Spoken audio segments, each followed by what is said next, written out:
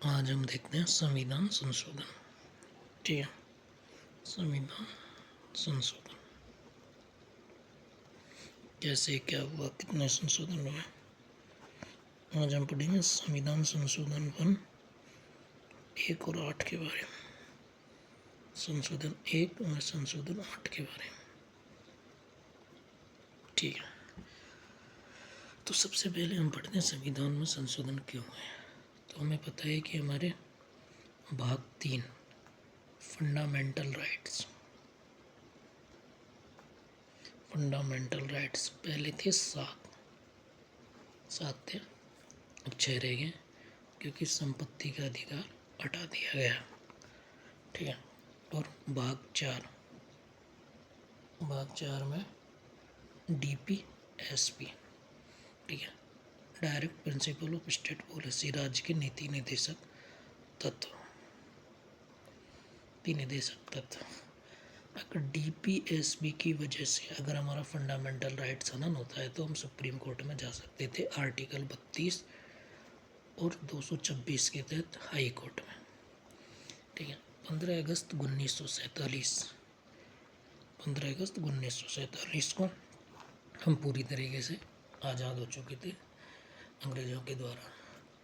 ठीक है, तो हमें पता था कि 15 अगस्त 1947 को समाज में 2 तबके थे।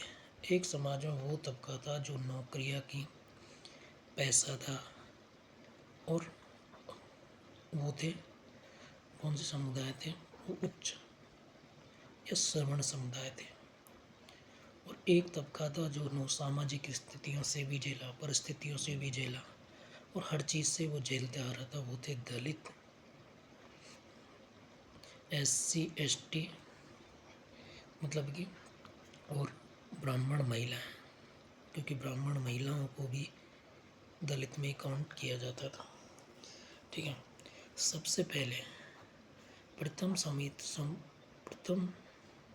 संविधान संशोधन से पहले एक केस हुआ था, चंपका दौरा नामक मद्रास स्टेट।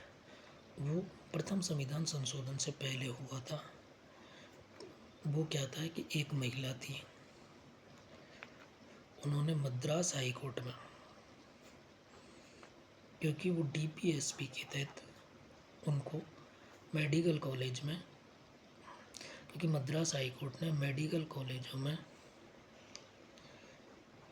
पिछड़े वर्ग को आरक्षण दे दिया था।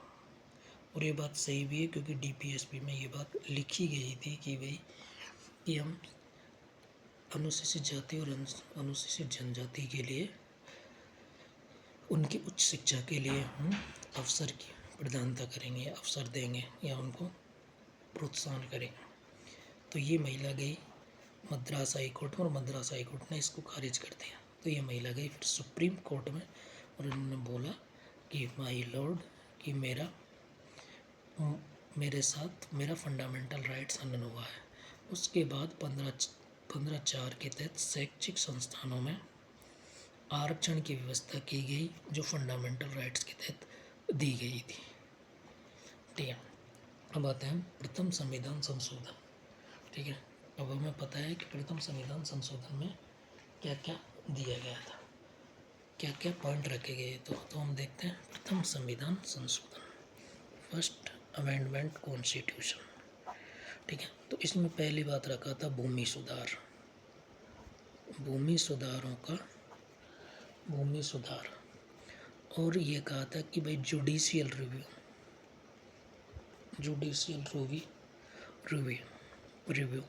मतलब नवी अनुसूची को इसमें डाल दिया गया था, प्रथम अमेंडमेंट। ठीक है, दूसरा था 15/4 के तहत जो ये बात थी चंपका दौरा केस, ये 15/4 के तहत सामाजिक तथा पिछड़े वर्गों के दिए। तीसरा आर्टिकल 31 में क्या था, जमींदारी प्रथा उन्मूलन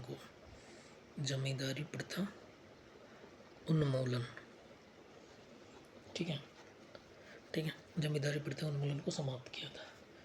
चौथा इसके तहत अमेंडमेंट किया था वाक अभिव्यक्ति 1901 में, जो वाक अभिव्यक्ति की स्वतंत्रता दी गई है, ठीक है, उसमें ये 3 वर्ड जोड़े गए कि अगर तुम करते हो तो तुम्हें वाक अभिव्यक्ति स्वतंत्रता को निरस्त किया जाता है। वो एक है लोक आदेश, दूसरा है अगर तुम अपराध करने वाले को उकसाते हो, और तीसरा है कि विदेशी राज्यों या विदेशी देशों से तुम अगर दोस्ताना रखते हो तो तुम्हारा वाक अभिव्यक्ति की स्वतंत्रता को छीन लिया जाएगा। और एक कि भाई व्यापार करने की जो स्वतंत्रता दी गई थी 1906 के तहत, वो भी राष्ट्रीयकरण व व्यापार व व्यवसाय का उल्लंघन हो तो ये किया जाएगा। और ये प्रथम अमेंडमेंट के तहत किया गया था, ठीक है। फंडामेंटल राइट्स में भाग 13 मतलब आर्टिकल 13 कहता है कि यदि फंडामेंटल राइट्स, यदि डीपीएसपी या किसी का भी कोई भी फंडामेंटल राइट्स हनन होता है तो हम क्या करते हैं कि भाई कोई भी हनन होता है हम फंडामेंटल राइट्स का तो हम उसको सीमित कर देते हैं, ठीक है, या कोई भी कानून है उसको हम सीमित कर देते हैं जहाँ तक कि फंडामेंटल राइट्स का हनन नहीं हो। तो सबसे बड़ी बात है कि फंडामेंटल राइट्स सर्वोच्च थे, लेकिन 25वें संविधान संशोधन में डीपीएसपी को ज़्यादा महत्व दिया था फंडामेंटल राइट से, ठीक है। अब हम देखते हैं तो क्या हुआ था। सबसे पहले अब एक फंडामेंटल राइट्स का कहाँ था, आर्टिकल या संपत्ति का अधिकार था ही फंडामेंटल राइट्स में। तो सबसे पहले केस हुआ था 1955 में, ठीक है, 1955 में शंकरी प्रसाद मामला 1955। तो बिहार के रहने वाले थे। तो जैसे ही जमींदारी प्रथा या भूमि सुधार आंदोलन पर लैंड रिफॉर्म लाने की बात की गई तो शंकर प्रसाद मामला चले गए थे पटना हाई कोर्ट, और उन्होंने ये बोला कि माय लॉर्ड, मेरा फंडामेंटल राइट्स यानी संपत्ति का अधिकार का हनन हुआ है, ठीक है, संपत्ति का अधिकार का हनन हुआ। ऐसे ही कई केस अलग अलग जो जजमेंट थे कई स्टेट हाई कोर्टों ने दे दिए थे। तो ये मामला चला जाता है सुप्रीम कोर्ट, और सुप्रीम कोर्ट कहता है कि भाई डीपीएसपी में कहा ही था कि भाई राज्यों को ये अधिकार है कि वो ये सब काम करें। तो इन्होंने बोला कि सर राज्यों को तो अधिकार है लेकिन हमारा फंडामेंटल राइट्स का क्या हो रहा है, हनन। और आपने ये बात बोली थी कि 13 1 और 1 और 2 के तहत कि यदि फंडामेंटल राइट हनन होता है तो हम उस कानून को सीमित कर देंगे या फिर हटा देंगे, ठीक है, ठीक है। ये गए तो सुप्रीम कोर्ट ने कहा कि भाई 13-2 के तहत तो दिया गया, 13-2 के तहत जो बात बोली गई है वो बात अलग है, और संसद द्वारा संशोधन करना दोनों अलग अलग बातें हैं, ठीक है, दोनों अलग अलग बातें हैं, ठीक है। ये उन्होंने सुप्रीम कोर्ट ने व्याख्या की जब ये केस गया, ठीक है। तो ये इन चीज़ों में प्रथम संविधान संशोधन के तहत हुआ, और ये था 1955 में। कब हुआ था? प्रथम संविधान संशोधन हुआ था 1955 में। अब हम देखते हैं, वैसे तो तीसरा संविधान संशोधन है, तीसरा है, फिर पाँचवा है, ठीक है, सातवां संविधान संशोधन है, लेकिन हम मेन पढ़ेंगे, बाकी को कल पढ़ेंगे, तीसरा, पाँचवा, सातवां। आज हम पढ़ते हैं आठवां संविधान संशोधन। कौन सा? आठवां संविधान संशोधन। आठवां संविधान संशोधन, इसमें क्या बोला गया है? आठवें संविधान संशोधन में बोला गया था कि भाई आर्टिकल 334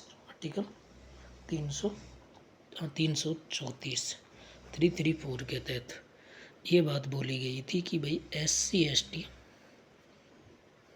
और आंगल भारतीयों को आरक्षण की बात की गई थी, और ये बोला था कि भाई ये 1970 तक, जो पहले एक बात चलती थी ना कि भाई SC ST को जो आरक्षण दिया गया है वो 10 वर्ष तक दिया गया था। कितने वर्ष तक दिया गया था? 10 वर्ष तक दिया गया था। ठीक है, तो 8वां संविधान संशोधन हुआ था 1960 में, तो ये दिया गया था 1970 तक। ठीक है, तो 1970 तक भाई सीमित कर दिया जाएगा। लेकिन 1969 में फिर अमेंडमेंट होता है और ये 10 साल तक बढ़ा दिया जाता है, तो ये हो जाता है 1980 तक। और ये जो अमेंडमेंट हुआ वो 23वें संविधान संशोधन के तहत हुआ। कौन से के तहत? 23वें संविधान संशोधन के तहत किया गया था। ठीक है, उसके बाद होता है 45वां संविधान संशोधन। कौन सा? 45वां संविधान संशोधन। ठीक है, ये किया था 1979 में। ठीक है, और यहाँ तक दे दिया जाता है 1980, तो ये हो गया 90 तक। ठीक है, 90 तक बढ़ा दिया गया। ठीक है, ये 1900 तक का बढ़ाया गया था 45वें संविधान संशोधन के द्वारा। फिर 62वें संविधान संशोधन के तहत हुआ और ये हुआ 89 में, और ये बढ़ा दिया गया था 2000 तक।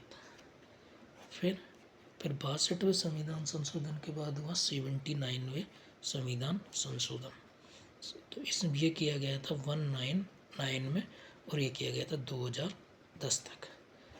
75वां संविधान संशोधन फिर किया गया था 95 अमेंडमेंट, और ये किया गया था 2009 से और 2020 तक। ठीक है, और अभी किया गया 104वां अमेंडमेंट, और ये किया गया 2019 में, और ये किया गया 2030 तक।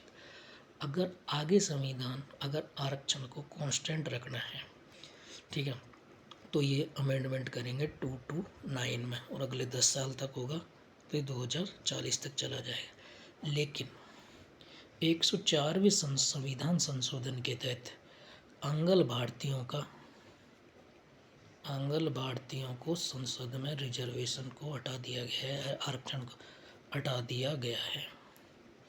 ठीक है, आंगल भारतीयों का आरक्षण हटा के दिया गया 104 अमेंडमेंट के तहत। ये क्वेश्चन आ सकता है। ठीक है, तो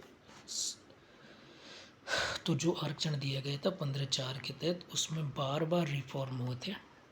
जब पहली बार दिया गया 1970 में, तो ये बोला गया था कि भाई आरक्षण 10 साल तक है, और 10 साल के बाद कमेटी को यह रिपोर्ट सौंपी गई थी कि भाई कि तुम लोग जातियों की गणना करो और किन किन जातियों को आरक्षण देना है उसकी एक सूची तैयार करो। लेकिन पता नहीं क्या हुआ, उसके बाद से अमेंडमेंट संशोधन ही कंटिन्यूटी होते जा रहे हैं। हर 10 साल में एक संशोधन हो जाता है, और अगले 10 साल तक के लिए ये बढ़ जाता है। अभी 104वां संशोधन में ये बात जरूर की है कि आंगल भारतीयों को जो आरक्षण था उसको हटा दिया गया है पूरी तरीके से। और ये है पहला संविधान संशोधन और 8वां संविधान संशोधन। अगली क्लास में हम देखेंगे कि भाई तीसरा संविधान संशोधन हुआ, 5वां संविधान संशोधन हुआ, 9वां हुआ, ठीक है, 10वां हुआ, 11वां हुआ, 12वां हुआ, 15वां हुआ, 17वां संशोधन हुआ, 25वां संविधान संशोधन हुआ, उनके बारे में, जिसमें ये बताया गया था कि भाई DPSP को ज़्यादा प्राथमिकता दी गई थी फंडामेंटल राइट से। तो उनको पढ़ेंगे। ये वीडियो अच्छी लगी हो तो दोस्तों को शेयर करना। थैंक्स।